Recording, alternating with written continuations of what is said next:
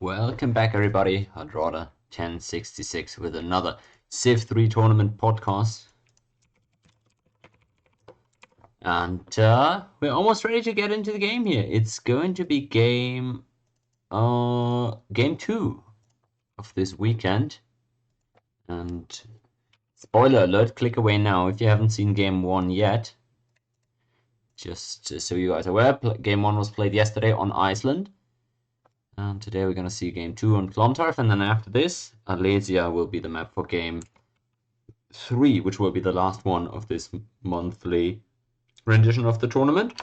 You can also find a link to all the maps, well, a video, not at least, where all the maps are being presented in the Twitch chat here under the command !maps. So,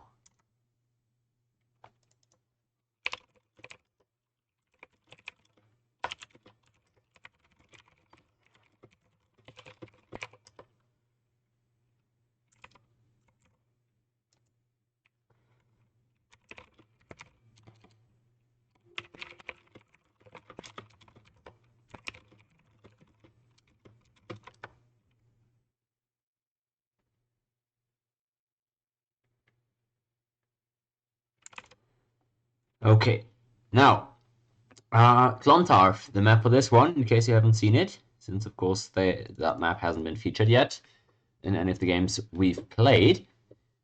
You can get a small, description of it right here. It's 3 small islands that are interconnected by a small land bridge, and on these islands there's a 1v1 between 2 opponents, respectively. So it's a 3v3 in total, with 3 islands.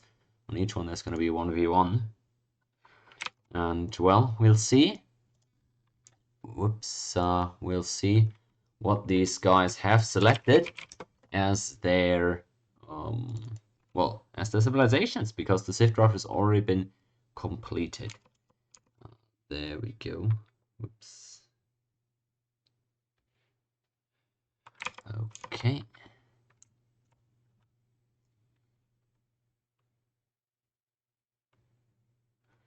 I'm getting all the information here from these guys, so hold on just a second. As always, it's difficult to manage the stream at the same time as the actual tournament that I'm hosting. Whoops, there we go. And you see, first pick Iroquois for this map. As you'll know, that is a pretty popular Give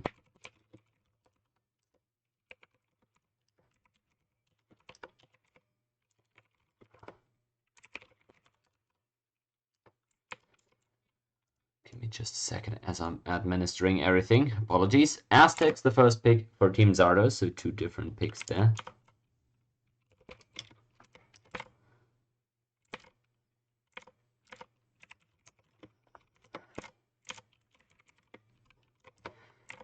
Okay, well. Then, the next pick for Team Zardos, the Carthaginians. Hooray, we get another seafaring civ here. Yesterday it didn't go too well for them with the Byzantines. Let's see if they can get that naval control with the Carthaginians in this one. Alongside the Aztecs. That is going to be the first 2 of their civs. Over to Team Halu, who now also get to make their next selection. And that's going to be the Aztecs as well. Well, that's not a huge surprise, I don't think. If you've seen the map especially, but also if you know which civs they all have available. They can't pick from all the civs that are in the game. Now, here we go, loading that scenario.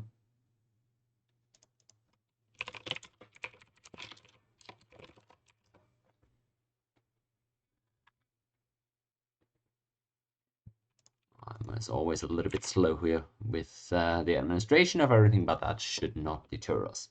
Last pick for Team Halu. The Carthaginians as well. So we have 2 mirrored civilizations already. Well, probably not a huge shock, but either way is going to be interesting to see how these identical drafts are going to be played out, because the last pick for Zardo's team also ends up being the Iroquois. So, well, we'll see 2 exact same drafts. And, well, we don't know yet which spots they're actually going to end up picking on the map. It might be that we end up with 3 exact mirror matchups, but the captains get to choose where on the map they want which of their players or civs to spawn, so they can potentially maneuver themselves in some lopsided matchups if they're able to do that. We'll see where they'll end up landing. That being said, I'll just double check that everything is alright with the map and the scenario file here while we're preparing to launch into it. It does look rather clean though. I'm optimistic. Okay, let me see if everybody has done their job right. In terms of setting it up, it is sometimes a bit complicated. 6 Aztec for Halu. Jello is Carthage on 7, that is correct. And then Obi's got the Iroquois on 5. It's the Iroquois on 2 for Team Zardos. Carthaginians on 4. Yep, and then the Aztecs on 3, isn't it? Yep, perfect. Perfect. Looks like we're ready to launch into the game. It does look correct to me. Let's jump in. Then, of course, we're still going to have to reload. Oh, my apologies. I didn't even update the draft page. I only was talking to you guys. Oh, that's what happens when you're having to manage so much at once. But we're getting there, guys.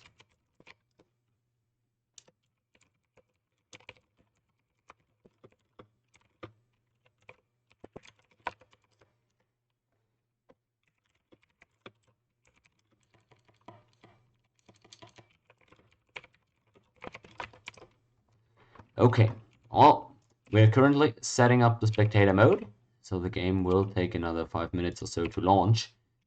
That being said, though, I'm glad that we were able to launch into it without problem.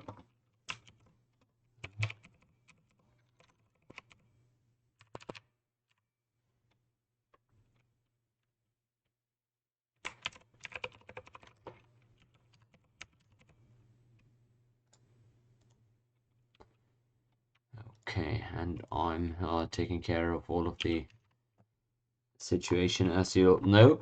Actually, I can show you guys the in-game stream, because while we're setting up for the spectator mode, it's still nice to get a good look at how the map looks before we actually start with the action. So, here we are. Welcome, guys. This is going to be the map for game 2, as you'll have to be a little bit patient while I prepare everything for the spectator setup. This is what the map looks like, in case you haven't seen it. Again, I also show it in more detail in the YouTube video that you can find in the Twitch chat. But this is what it looks like. It's 3 islands. There's a 1v1 happening on each of them. And then, well, I'll try to get down my embassies while we try to get a good little bit of intel going. Oops. I actually did end up making an embassy, didn't I? Oh, damn, that was not intended. All I'm trying to do is get a spy down. Of course, I misspoke there. But nice, we got those spies as well. And then we'll wait. Try to see where everybody plans. Of course, again, we have the teams 2, 3, and 4. That's Sudi, Alk, and Zardos.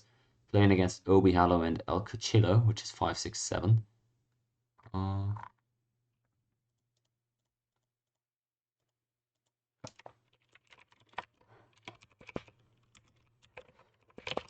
Obi having some fun there, because he noticed me dropping that embassy.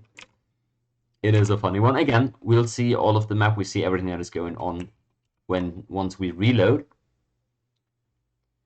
And then, yeah, we'll get into the actual game, but you guys can already get a good look of it.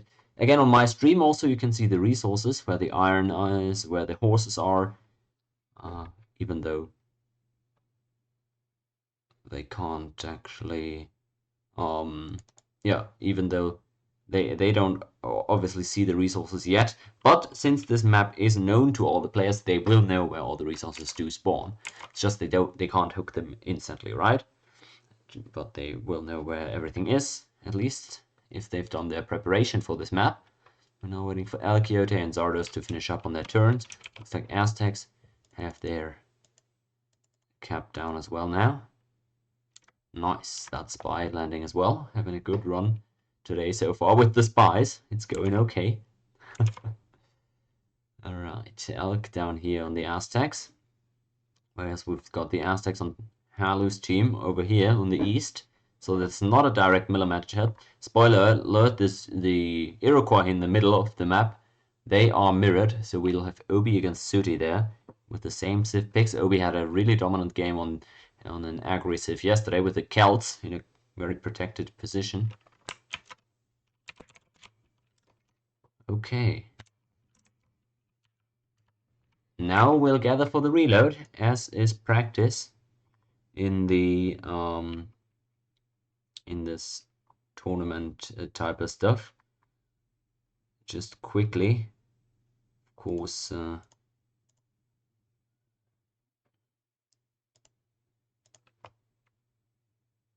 there we are. There we are. Got it prepared now. As always, we'll have to do this one reload so that we're able to reveal the map to me and to me only. Because we want to know what's going on everywhere. There we go. Slowly get in there, guys. Hang in there. And then you already saw the map, so you can start theorizing, drawing your own conclusions on how you're expecting this game to go.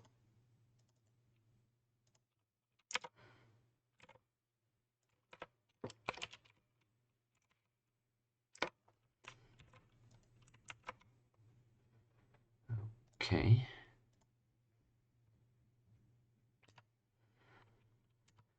There we are. Got the reload up. And waiting for players to join. Well, do let me know how you like this map. And, well, I was gonna say who has the better draft, but obviously, taking a look here, they both have the same drafts. So that's not gonna be the difference maker here. We'll have Iroquois play against Iroquois, and then Aztecs against Carthaginians, Carthaginians against Aztecs on separate islands each. So that'll be interesting to see. I think this is much more interesting than just having only mirror matchups. Of course, having full mirror matchups gives you a good idea of like who might be the stronger player, but having these different matchups as well will show you who's the better team, right? Who has the better strategy for how to exploit their side of the matchup. Playing against the opponents with the same tools but in different places will show us who uses their tools better. So I'm hoping to see good team play here. Some naval domination for the Carthaginians on both teams, and then the Aztecs probably going to have a lot of pressure, not only on the Carthaginians, but also potentially onto the Iroquois from their respective southern land bridges. So it could be a point of concern there for the Carthaginians to maybe try and block off those land bridges there with the Numidian mercenaries, which are really tanky, difficult to go around. So maybe blocking those land bridges so the Iroquois players respectively can boom a little bit better could help out for both teams. Actually, though, well, it is a bit complicated. The Carthaginian players are the ones spawning really far away from their respective Iroquois teammates, I believe. So that could be a bit difficult. Waiting for Elk to get back in here, into the reload. Come on, Elk. Come on. Of course, this is 5 minutes delayed, this stream, because of competitive integrity and whatnot. So don't go messaging Elk now. Whatever you're hearing now happened 5 minutes ago in your time. So probably by this point, hopefully at least, he's going to be in the lobby already. Alright, well, game 2, and after yesterday's win, Halu is 1 win away from becoming the October 2023 MPT champion. First holder of my metaphorical championship belt. Wow. That sounds pretty cool and all. Let's see if he can get there, or if Zardo's team can have a word about that. Force the decision in the third game, which we'll try to play regardless of who wins this game. Because there's still prize money on the line, even though the belt might be out of reach at that point. Who knows? Oh, where is the elk? Elk with a Q, not with a K.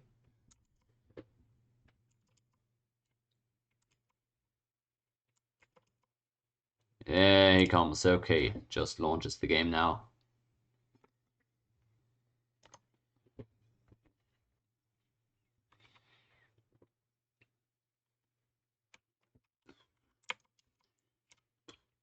And, well, there we are, all gathered up in the lobby, waiting to launch at any moment.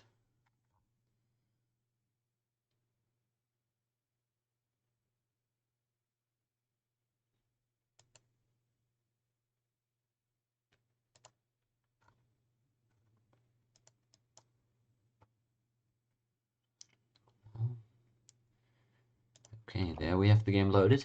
All we need to do is wait for the players to toggle, check in, and then we'll get going for game 2 of the MPT Strategy Masters October 2023 edition.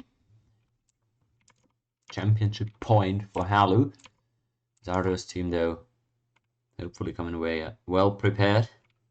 Got the identical Civ, so it's not going to be a Civ pick issue for this game.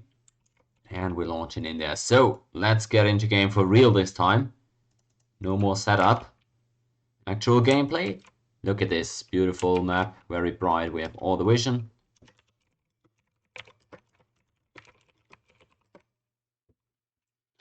So then we should be good to go, shouldn't we? Now last night we had the fortune of the map Iceland being really easy to spectate because the entire map fit on one screen. It's not as easy this time around, is it? As the map is very much spread out. And on this map, I think naval priority, naval control on the water can be extremely impactful. Because there's so much potential boating here. You also have these 4-tile gaps between the volcanoes here and the islands, so Carthaginians could do a lot of work sailing and boating even across the volcanoes here to the middle. A lot of shenanigans possible. And there's even a possibility for trade across the coastlines, of course, with your teammates, if you're able to set it up with some harbors. Aztecs, cheap harbors, Carthaginians as well. Maybe there's an angle there for trade. And both teams with the Carthaginians planting their cities really close to each other. Could see some overseas fighting there between the seafaring civs as well. Okay, there we have Suti planting now as well, whereas Obi elected to plant directly one off the coast on the horses. Suti actually also plants one off the coast, but walks off of the horses. Does he get more out of that? Well, after the border expand, he'll actually have one less bonus grassland than his opponent. So I'm wondering why that. Well. I'm wondering if that even is any benefit to him. Maybe he wanted to get onto this particular side of the river for some specific reason, or maybe he wanted to have the option to plant here for a very safe coastal city that also has a canal option in both directions, which if Obi wants that canal city, he'll need to plant all the way back here, so that could be an advantage for Suti, potentially. Now, while the first couple of turns go by, I will be trying to set up the last couple of spies, as of course we don't see any action just yet. Obi out very early with that first warrior. Of course, with the agricultural civ, you're able to get the warrior within 2 turns of planting your cap, even without slowing down your production, so that's convenient. We'll try to get all those last missing spies out. Perfect. Now the first Carthaginians. Ideal. And the last spy of the game. Yes. 3 for 3, well, 6 for 6 in total. Perfect run of spies. Interesting. So on this western part of the map, we have El Quixote and Suti, and their opponents El Cuchillo on the Carthaginians, being a bit isolated. Whereas on the eastern part of the map, there's Obi and Halu, two strong players who've played together in countless tournaments already. Not only ones I was hosting, but mainly those, is what I'm familiar with. Against an isolated Zardos on the Carthaginians. And I think Zardos is a really good shout for a Carthaginians player here. He's very good at playing defensively, but he's also shown himself to have great impact on these seafaring cities already. Didn't go as well yesterday, but 2 weeks ago on the Byzantines was able to land a nice early kill on Kismik with a really aggressive seafaring play out of the Byzantines. So I'm liking this pick for Zardos. Well, that's the second warrior out already for Obi. Chop here coming out from Suti, so he might be going for a granary, which would be quite early.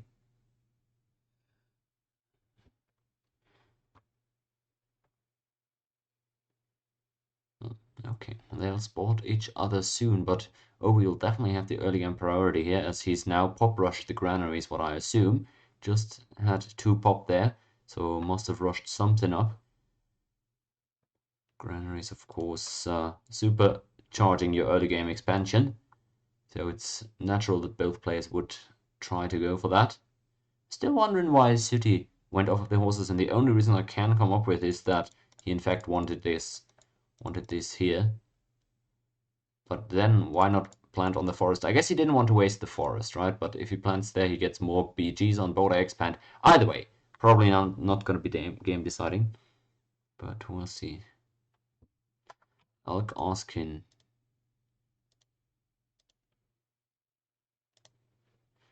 Who is he asking?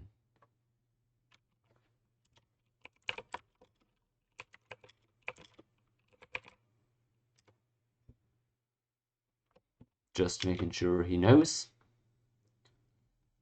in case he didn't catch it. You also could, I guess, get it by pressing F11. You'll see the city names there. And we have the first couple of huts popped. Again, the Aztecs are teammates with the Iroquois here, so there's no fear to be had about these Jaguar warriors potentially ambushing Obi. The Carthaginians, though, for Zardos here, look at this. He's also... I wonder what he did. What could he have done here? I don't know if he starts with pottery. Ooh, that's a popped warrior as well, the conscript there. Quite fortunate for Halu, getting that out of the initial hut. Could be a bit awkward, but across the river, maybe. If Zardos has a warrior in here, should be okay. At least more likely than not. The other side, we have the veteran Jaguar warrior out already for Elk. He's gone for that barracks. See how good El Cuchillo holds up against that. And what the overall game plan would be. Oh, what's going on here up north? City seems very comfortable with whatever is going on there. Well, let's see. Gets the veteran warrior. Should fortify. Yeah, he does, and fortifies the worker even. Obi not taking a greedy role here. But he can't even get another warrior next turn. Look at this. There's no... He doesn't have the shields. He can only work 1 forest. He doesn't have a Mind BG yet. So he can actually not get another military unit out next turn. He won't have a lot to block his tiles and his worker with, so he'll have to think about how he wants to do this. What he wants to do about the situation there with the worker, most importantly. Now we've got veteran units coming out for Elki on the Aztecs. That's pretty scary if he continues with his good RNG from yesterday. Looks like Halu did not take the 1v1 here against the veteran warrior, but now Zardo's worker might be in trouble. Oh, there he goes. War declaration comes out, and it looks like the worker will be disbanded. Quite unfortunate there for Zardos. Did not set a rally point, which might have helped. He says, I get biz. I'm not sure what he's... I don't know. Well, we'll see. We'll see. At least Zardos was able to clean up that conscript, but losing the worker there sets him behind a lot. Let's see if Elk is able to leverage a similar amount of pressure on El Cuchillo in the western part of the map. And also, let's see what's going on with Obi and Sudi up north. Sudi apparently has retreated back into his city with the worker, but he's definitely behind here. Was able to get control over the hill in the middle though, so at least his warrior there will get him a good amount of vision, and that makes him also not able to be ambushed by potential Aztecs. His land, though, completely choked at this point. Now, finally, he can get those one-per-turn warriors if he wants to. That's probably what he'll need. Manage to stabilize a bit and block some of his tiles off. Could also go for archers, but I'm not sure he starts with warrior code, actually. Probably doesn't, so might not have the attack access to that. Sardo's coming out with a couple more veteran warriors here, but so is Halu's. Actually got a lot of warriors, no jaguars here at all down south, which surprises me a bit, but I guess knowing that Zardos has the middle hill, the Jags lose a little bit of value. You can't really get around that vision without being exposed. Let's see how they'll play that. There's always the option of playing for the hard 1v1 or trying to make a play with a teammate via boats or whatever. You can also try to pump some score by settling this very easily picketable line of land bridge here. Now that's not all marsh, but a lot of it is marsh, so you can't plant cities everywhere, but on these 3 grassland tiles in the middle of the bridge, there's definitely city spots available. Okay, looks like so far El Cuchillo not being moved onto by Elk. He's already eroding his iron. Okay. Not so for Halu, who's playing this slower. Actually even goes back with the warrior. Not too interested in getting out on the map and contesting for the middle with Zardos at this point. And very high populations. No player yet with a second settler. Only size 2 for Carthage. They might have pop rushed something as well here that I wasn't aware of. And Sudi moves out with his worker now. Feels able to protect it. No barracks yet, I don't think, for Obi, but he might have completed it by now. We can check in and see how many units he has. 5 warriors. Oh, he's just made another settler. Okay, so he's kind of foregoing that barracks to be able to get another city down. I wonder how far forward he's going to go with that. This would be a really nice city because you get the low corruption and whatnot. Although I'm not sure corruption works this exact same way on this map than it does in regular MPT. Probably does, actually. But you can also just plant straight here, or more towards the back if you want a city there for some reason, but I think you want the more fruitful forward cities on the freshwater, and that's exactly where he's going to go, although this is a bit scary. Sudi is right there with the regular warrior, but Obi seems ready to reinforce, and does so. Wow! Did he just lose that? Did Sudi just attack? He must have attacked into this, because there's no way Obi would have gotten the warrior away otherwise. Clean kill on the warrior there for Sudi. Doesn't get the promotion, I guess, but I mean, fair enough. The settler is gonna plant nonetheless, but good reinforcement there from Obi, playing no unnecessary games. Big difference here. Obi already has the horses hooked since he's planted on them. Sudi does not. His horses are still being blocked, actually, by Obi, so he could be in a pretty difficult situation here against a player that is already on 2 cities, already has the horses, so has the option to get a GA. And this Jaguar warrior there from Halu might be there just to be able to get the... Oh, only now there's the war declaration. I must have missed something up north there. I don't think Sudi had attacked into this before. Something weird has definitely gone on, but fine. Let's focus in on our Carthaginian versus Aztec wars now. Carthage declaring war there. Looks like he retreated, actually. But that's GA taken by El Cuchillo. No question about it. So the Carthaginians in yellow already in their GA. Zardos, meanwhile, bit of an awkward spot. He's size 1, so I'm sure he's got that settler out. He does not? Why is he size 1? Did he pop rush a Numidian? How is he size 1? Well, maybe I missed something. Maybe he just pop rushed their granary now or something, but I don't think he's got con with his team yet, so I don't think he'd have the tag for that. Ooh, pillage attempted, but beaten back by Zardos. Gets good RNG there. And that Jaguar probably going to get killed. I don't think Zardos wants to take his own golden age yet, though. GA for the yellow Carthaginians. Elk about to plant another city pretty far forward. He's going to get a lot of BGs there, but no road, and it's cross rivers too, so it'll take quite a bit to get that city all protected and whatnot. Sudi, meanwhile, with a couple of warriors that he has forward, trying to pressure a bit while expanding behind it. Is heavily behind in terms of population, though.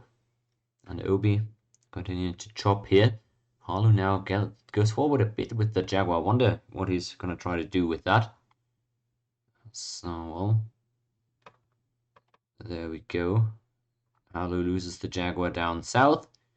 Up north, it's the settler, but the road being blocked. Pretty awkward, can't lie. GA taken by Zardos as well. Wow, what was that? Oh no, Obi attacked into the settler apparently. Okay, that's not crazy. Bit scary for Sudi here. Let's check how many units he has. How much does he have to reinforce? He's got 6 warriors. 1, 2, 3, 4. Well, that's probably 2 in cap, so doesn't want to risk it by attacking this veteran, but definitely also wants to hold on to his worker. So I'd expect an end of turn attack when he's got another warrior coming out of capital soon. Protection there, quite nice for the Aztecs, or for the Carthaginians rather. And that's exactly what he did apparently. End of turn. Attacks into this. Might lose the worker still though. Ooh, and apparently he's going to do that. Oh, disband coming through.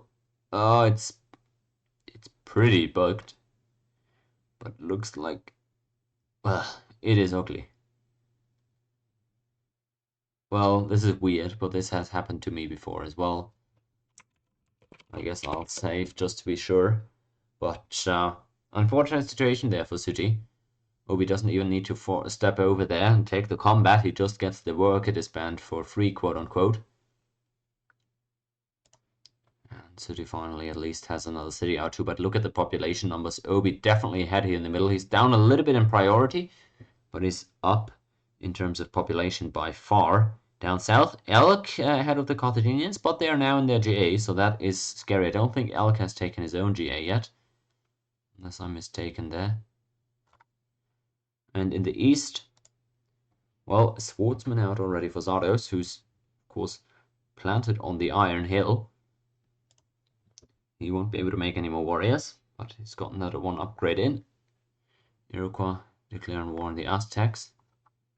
Where is that? Oh, that's up here. Was he trying to GA Halu? He might have been.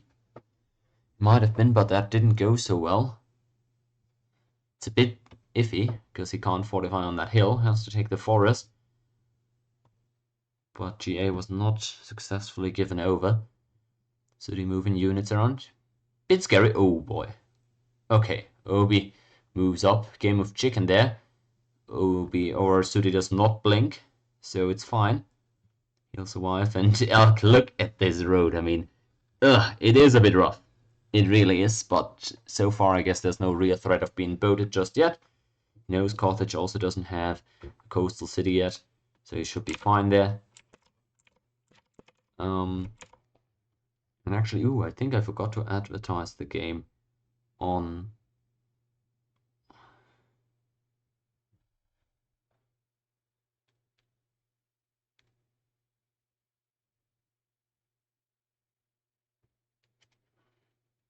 I'm trying to advertise it in the Steam group. Okay, there we go, just so people are aware.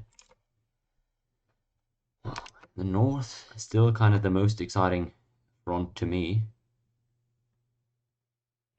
Although Zardos with the swordsman forward could have a lot of pressure there on Halu. We see Obi now starting up that chariot production, so he could go for some mounted warriors soon if he wants his own golden age.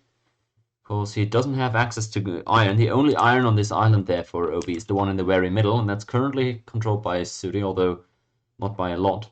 Size 7 in Salamanca, so it really seems to me like Obi is trying to go for a 2-city golden age here and pump out mounted warriors out of the capital. He's got a large tempo lead over Sudi. Got Swordsman now coming out for Elk as well. No iron hooked yet by Halu still. It's only Zardos down south that has the swordsman. Paired with the Numidian, that's 60 shields, but that's a pretty powerful stack of units. Archers definitely good idea against that, although I think Numidians can even hit into archers with the defensive bombard that isn't too crazy. And is that an upgrade from Obi? Looks like, yep, he's got the mounted. Look how beautiful that unit is in light blue.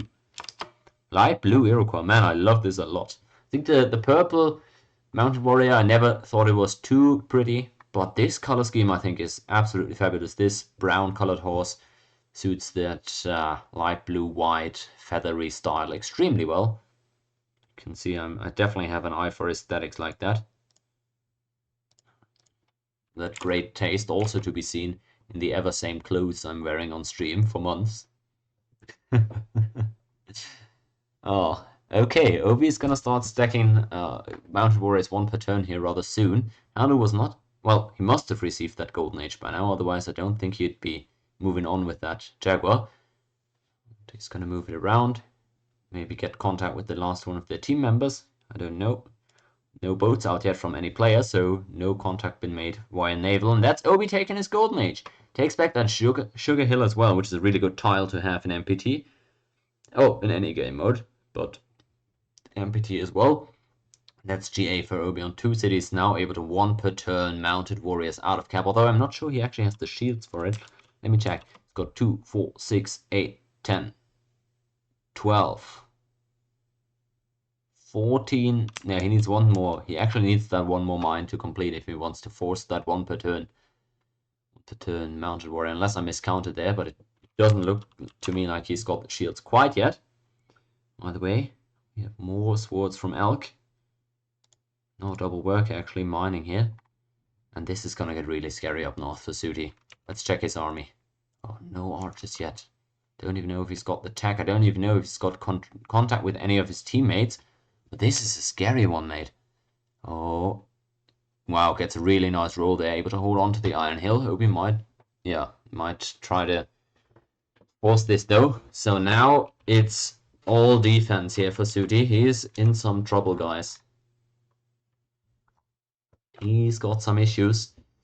Obi again looking pretty scary here, just like he did yesterday. And that mine is actually completed, so Obi now able to technically 1 per turn if he assigns the tiles properly. But down south it looks like there was big fighting as well with the Numidian and the Swordsman. The Numidian has gone down. I don't know how many units it was able to take with itself. 2 units there for Halu, so he's going to be able to hold on to the city for sure. Let's see if Zardos retreats with that Swordsman, or there's anything more going to go on there. Horse is now trying to be hooked for Sooty. Yeah, probably. I think he probably realizes he really needs that GA as well. Obi actually going for a settler out of Salamanca here. That's an interesting choice. Just when he was able to 1 per turn mounted warriors, he doesn't decide to do that. Prioritize his expansion over mounted warriors. It probably feels like Sooty is not just killable by 1 per turn mounted, but he very well might have been, since he's not GA'd yet and he doesn't even have the tech for archers, I don't think, at least. Oh, look at this. Elk. Nice little early game stack, but I'm not sure how much it's going to do against Carthage, which has been in Golden Age for quite some time, and thus the Numidians on defense pretty impactful. But even if it doesn't really threaten the Carthaginians, at least it slows down their expansion a bit more. At least it likely will. Obi now going in on the horses here, and he's gonna get them, isn't he? Oh, that's the worker being taken, and that means no GA for Sooty anytime soon, and he might not get a GA all game here, because he's in a real tough spot. Oh, fighting over the worker. It's CIV3, guys, so we know it's a bit rough. Oh, Salamanca. Oh, wow, Halu able to finish it. Ooh, good read by Halu and Obi. Gets that kill. Ooh, that is a tough one for Team Sooty. They read that really nicely, how weak he was there in cap. Sadly, not able to reinforce from the front city either, but he was definitely being outgrown here by Obi already, who was playing extremely good in the matchup so far. And that's the city taken by Halu. Now, it's a bit awkward to defend that one. And looks like Zardos and Elk, the 2 of them now on their own. Wonder what the plan is going to be. Elk could send some north and try to take the city that way. It is super killable. Like, Halu cannot physically reinforce this city. And I'm not sure how much they know about the map state, but this is a difficult one. Yeah, that was a super buggy situation, right, with the worker and everything. So it was going to be difficult to get towards, well, it's going to be difficult to get that intel, but I'm not sure, like, not sure how much they know about the situation, and I'm not sure if they know who actually took the city, but if they know that it was Halu who took it, maybe there's some potential there. Not sure about their game plan, because they haven't planted any coastal cities yet. That's walls as well for Zardos. It's not going to improve the situation, I don't think. At least not by their current needs. And, well, they don't have any coastal cities, so I doubt they went for map making, which would make this a rather easy retake. Problem is, even if you retake the city, then Obi can just come and take it back, and at this point the game seems super hard to win. Maybe a flaw of this map is just that once a player dies, it's so difficult to strike back because the other player is just alone on an island basically and can just grow for free, spam score. That's what I'm expecting Obi to do. Maybe he's building towards that iron actually. Could go for a city there or close to it, and then get involved with swordsmen as well. But even so, his mounted warriors are gonna make good impact on the other two side islands as well. So this should be smooth sailing. And Halu, who was the one getting the kill there, could be the one to get the MVP for this one. Hard to say. Nonetheless, MVP or not, he's gonna be since he's the captain of the team, he's gonna be the one awarded with the MPT championship belt, first ever, if he's able to bring this game home, which it looks increasingly likely he is. Elk is being defended very effectively. Look at this, the defensive bombard smites the warrior. Poor Elk, he's going forward with quite a lot here, but there's just no way he is close to enough to break a one city challenge. Carthage with Golden Age. Elk, well, it's the only target he has right now. It's not really a realistic one though, is it? Just more archers here. Not a bad early army there for MPT, don't get me wrong. I don't even think he's in Golden Age yet, but it's just not what you need against Carthage. 3 defense units in a size 7 city fortified. Yeah, you need 25 swordsmen at this point to get that city. And that's absolutely unrealistic numbers for this point in the game. Ooh, sorry. Oh, yeah. Carthage, Carla in chat didn't notice him dropping by earlier. Oh.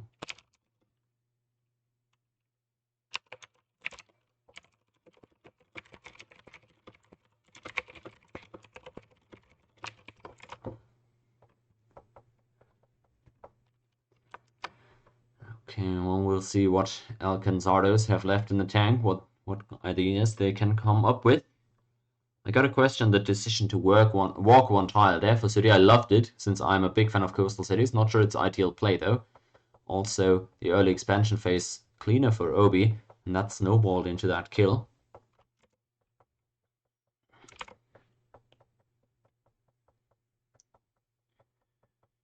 Down here, Elk throwing everything forward, everything that he has. Interesting choice to put Carthage here. I really think Carthage in the center positions would have been better, since you can boat around across the volcanoes with 4 movers that only Carthage has in this game.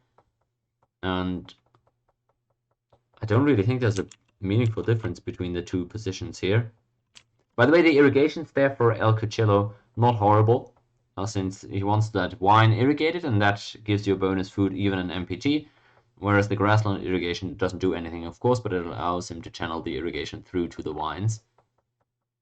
Generally, though, don't irrigate grassland in MPT, or even in regular CIV3, as long as you're in despotism government, which all of these players still are. Yeah, Obi getting a lot more cities now. He's already got 3 on freshwater. Wouldn't be shocked if he got another one on the iron or close to it. Go for those resources too. Zardo's not seeming to have a lot going for him right now as well. He's got his decent land here for sure, but just same number of cities and, well, not higher pop than Halu either. And Elk now realizing that this is not gonna be killable. Not as is, at least.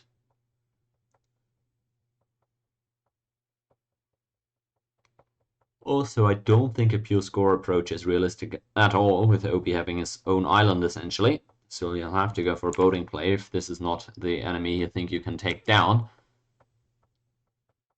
Sardo's saying that, I guess, well, score he doesn't really trust in.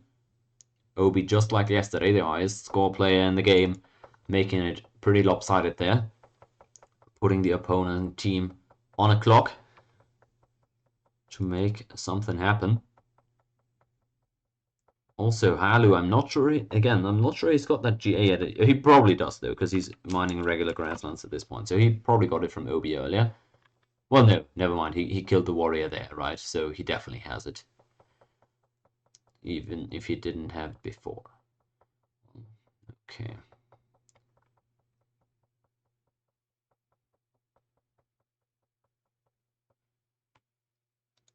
Wonder how they'll do this. Elk pretty skeptical about the chances of this happening. He sees he doesn't even have more units than his opponent, so he likely doesn't want to attack into this.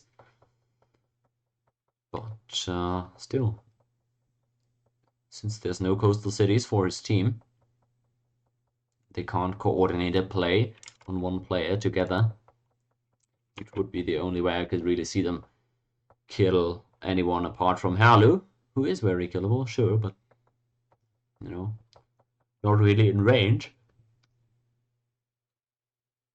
And that's 2 Kuros out from Obi. I criticized this a bit yesterday. I thought his team needed some more Kuros earlier. I thought they picked them up a little bit late yesterday. Today, he's got them out nice and early. He's going to be spotting anything that could be leveraged against him. Oh, that's a burning cap for Halu. Everybody, get your caps out. Get your cap emojis. The Twitch emotes you can get by following my channel, I believe. I hope it's not a subscriber emote.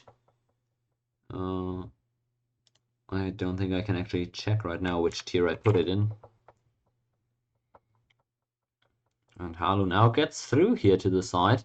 Might make contact soon with El Coachella, who still doesn't have a coastal city himself, so is not able to get any boats out for contact, so which is a classic method, especially on a map like this.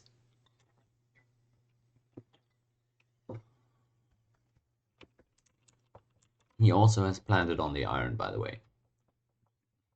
Sardo's now seeing that one mounted warrior. It's only one, though, but still not something you like to see when you know you've got to get a kill, and then suddenly Iroquois start showing up and pressuring you as well. A lot of units here for El Coachella. I'm not sure I like this. It's got all of them on that one tile, making it a bit difficult to reinforce Carthage if it were to be attacked. But sure, he's got all of that in his mind. Knows what he's doing, I hope. That's the third Kura, I believe, from Obi. And now he even has a Kura down south, because you see there's still no coastal city, or no canal cities for him.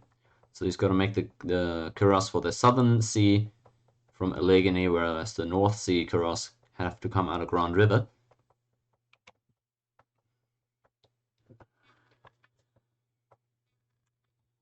Well, looks like actually there's a lot of fighting going on here. Is Cuchillo starting to clean up these archers? He seems to be. And there goes Halu, comes in with the Jaguar. Might get a pillage off here. Doesn't even try to do that though. Instead dodges the Aztecs there from Elk.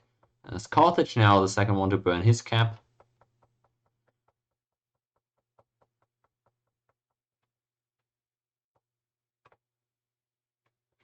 Handlu has that one Jaguar warrior over there, and that should be contact with El Cuchillo that could solve gold problems that he has, especially because he's on one city. He's got a lot of military. I wouldn't be surprised if he was completely out of money at this point. Okay, that's not shockingly high numbers, but for one city, it is expensive to sustain that. Especially since his GA probably just ran out, which might be why he disordered. Turn 37, it could be, yeah. Time sounds about right. Oh, and it looks like there's fighting going on here as well, isn't it? No, it's not. They just, well, is it? Ah, I can't tell. Movement is going on, to be sure.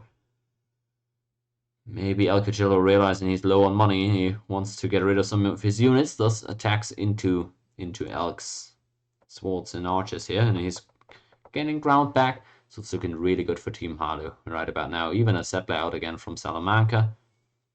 Obi looking great. Oh, what is this? Wow, Harlow declaring war on his teammate, but that's good enough. That gives him contact.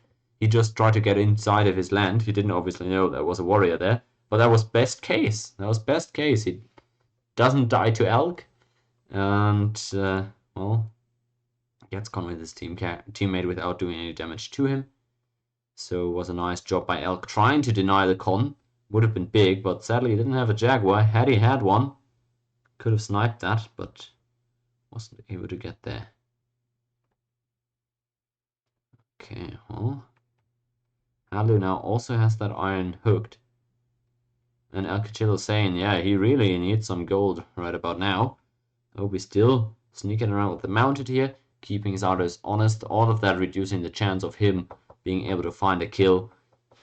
That's so important. Something that sometimes is disregarded. When you're on defense especially, you need to still have some units forward, or at least have some, well, semblance of a threat on the opponent. So not to enable him to send everything forward, because every unit you have in his land forces likely more than one unit of his to stay at home.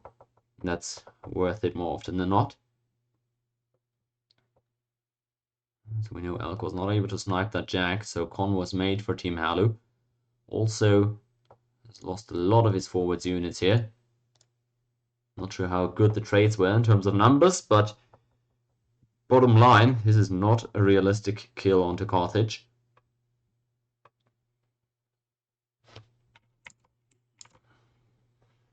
Harlow now has access to ironworking as well if he wants it. Could see him go for an upgrade sometime soon and force a kill. There we have it with map making actually from Obi. He gets that galley out of Allegheny.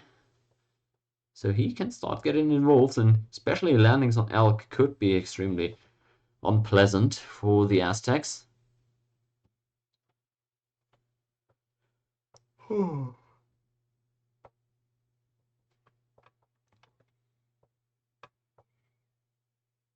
Let's see if Obi's going to make any moves here with the mounted. Could potentially even get a worker for himself.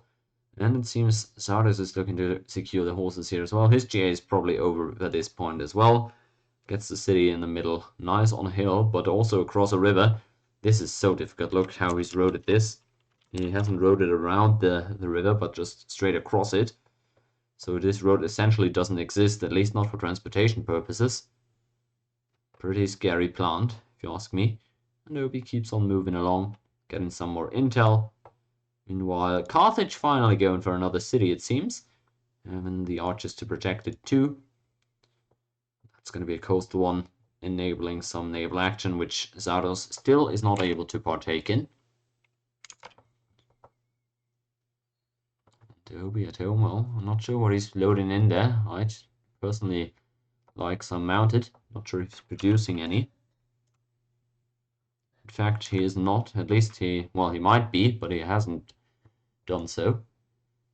Only warrior, only mounted he has is the one outside of Carthage at this point. So the game is getting progressively worse for Team Zardos with each passing turn. Second galley out now, actually. Didn't see that one before.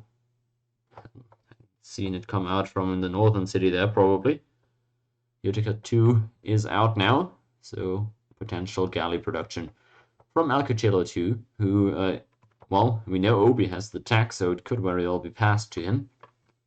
And then that would make him a very relevant player, since he has got a lot of military, boating that over can be quite impactful as well.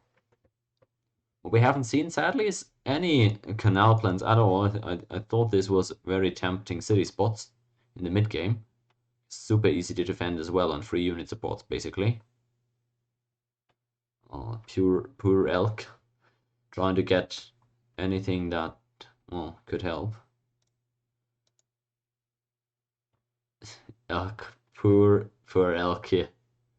He doesn't see a way forward from here.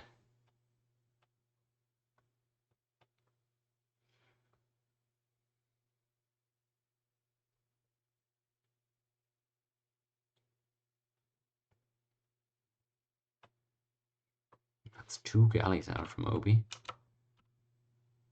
I like Sardo's not going out without at least throwing his units out, though. Like, that's nice.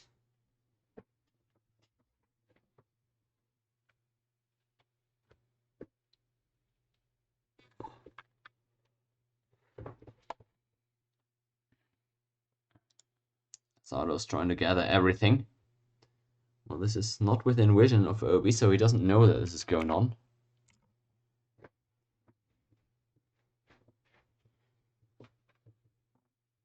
The road issue here really coming through. You can see he's quite slow to move forward there because of the unfavorable terrain. 3 cities there for Halu in his GA. He's so strong though. Probably won't die here.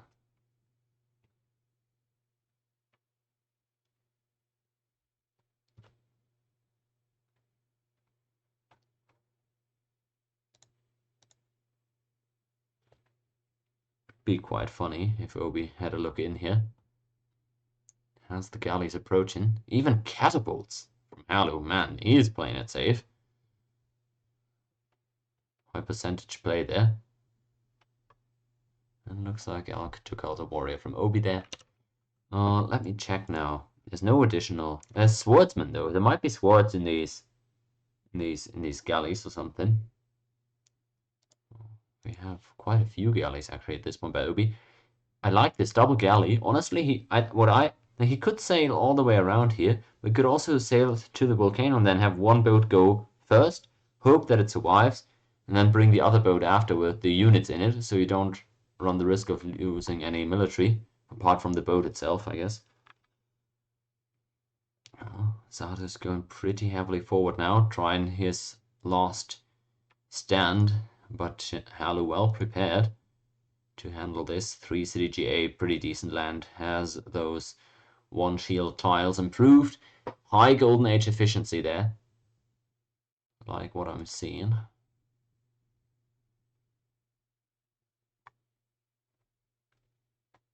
Possibly Halu asking for some more gold to upgrade with. Kachilla also looking very solid there against Elk. No issues there.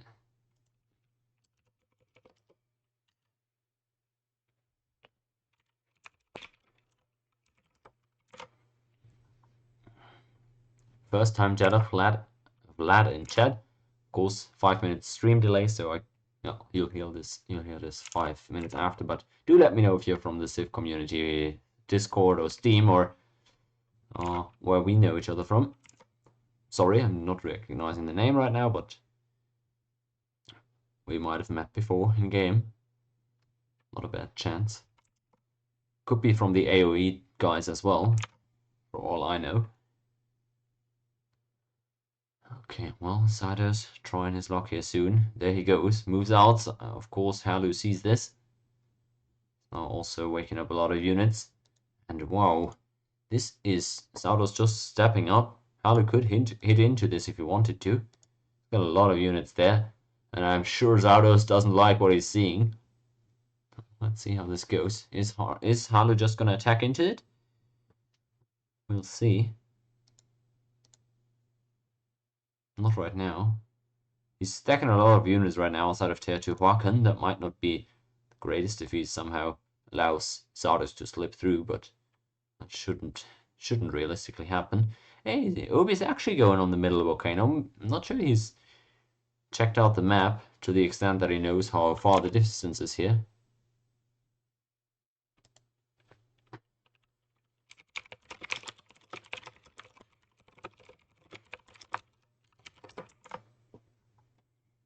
Okay, well, this is probably one of the most controversial maps of this tournament because it is pretty isolated and some people might not enjoy it. I think it lends itself to interesting team play and strategizing. Obi really getting a lot of boats out now.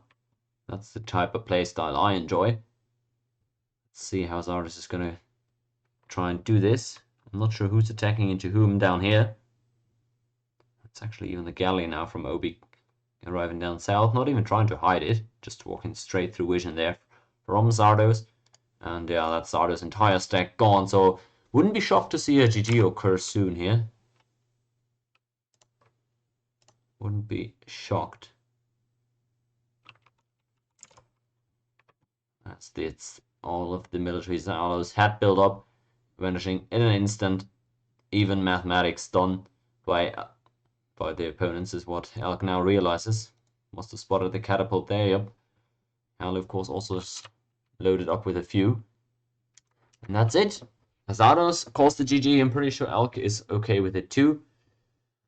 Okay, and that does it. Oh, fair play to Zardos and Elk for trying everything, using all their units and find a kill. Didn't come through yet again. Obi with a strong 1v1 performance this time around against Suti. Halu the one finding the kill, and thus Halu the one whose team moves up 2-0 in the series.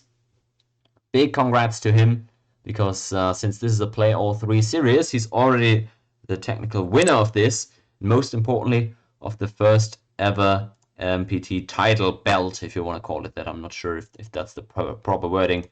Look at it, our kind of Hall of Fame here, if you want.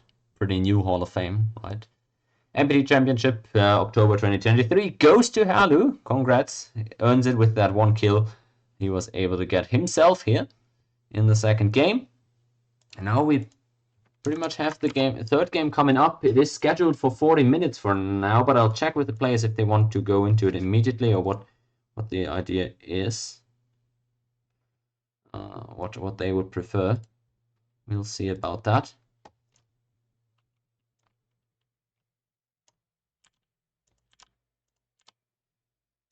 All right.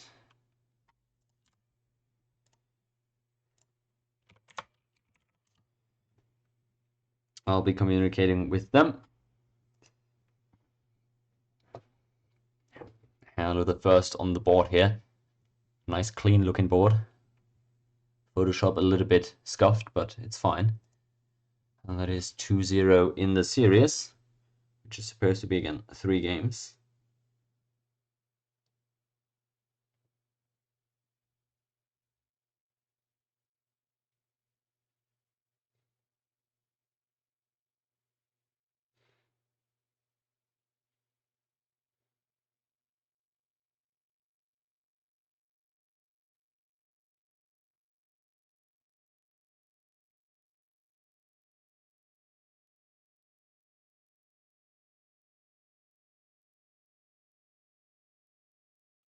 Okay, again, I'll be communicating with the teams on whether or not they want to start right now with game 3, or if they want to keep it at the scheduled time, which is 40 minutes from now. Either way, I'll be ending this stream right now, because I want, well, oh, you're Ragnar, Vlad, that's amazing. We've played Civ, right? That's cool. Ragnar and Hardrada, really nice. The Norse mythology lives on. Now, I was gonna say though, I'm gonna end the stream right here, and I'm gonna go back up as soon as game 3 starts. That might be in 5 minutes. It might also be in 40 minutes, right? But keep an eye on the Discord and on the Steam chat. I'll announce when the stream starts in there as well. You can also follow the Twitch channel so you'll see when it goes live again. But yeah, I'm gonna cut the VOD here just so I can upload game 2 and 3 in separate videos, and that makes it easier for me. But as I said, we might be live just in a second again. Congrats to Halu for getting the 2-0 here though. And I'll see you guys in 5 to 40 minutes.